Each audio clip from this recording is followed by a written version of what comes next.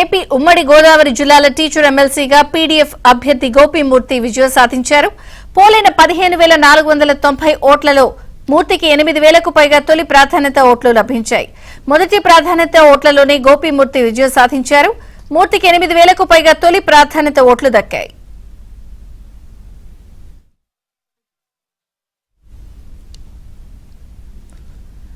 AP ఉమ్మడి గోదావరి జిల్లాల teacher ఎమ్మెల్సీగా పీడీఎఫ్ అభ్యర్థి గోపీమూర్తి విజయం సాధించారు.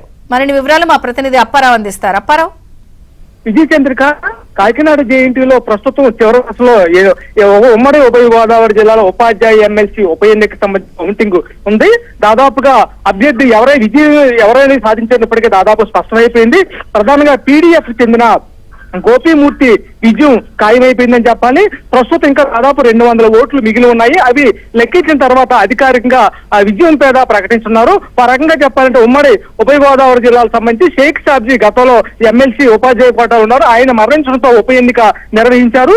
ఈ ఎన్నికలో దాదాపు 15,490 ఓట్లు పోలయ్యాయి. దీనికి సంబంధించి ఈ రోజు కౌంటింగ్ కాకినాడ జేఎన్టీలో అవగా మొదటి నుంచి కూడా దాదాపు 14 టేబుల్ మీద 15,940 ఓట్లను లెక్కించడం ప్రారంభించారు.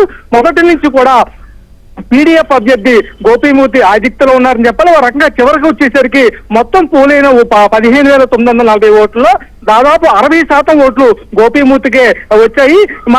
చెప్పాలంటే మరి కాసేపట్లో ముగిన కౌంటింగ్ ప్రక్రియ తర్వాత దాదాపు 3,500 నుంచి 4,000 ఓట్ల వరకు ఆధిక్యత వచ్చే అవకాశం అని చెప్పాలి. రెండో స్థానంలో నారాయణ అనే అభ్యర్థి ప్రైవేటు కళాశాల నుంచి నిలబడ్డారు. ఆయన ఆగిపోయారు. ఒక రకంగా చెప్పాలంటే ఉభయ ఉమ్మడి గోదావరి జిల్లాకు సంబంధించి పీడీఎఫ్ తన పట్టును నిలుపుకుందని చెప్పాలి. ఈ భారీ విజయంతో ఇప్పటికే అభ్యర్థికి అనుకూలంగా ఎవరైతే గోపీమూర్తి కోసం ఆ ఉపాధ్యాయ సంఘాలు కూడా భారీ ఎత్తున ఇక్కడ సంబరాలు కూడా నిర్వహిస్తున్నాయని చెప్పాలి. విజయ చంద్రిక. Thank you Apparao.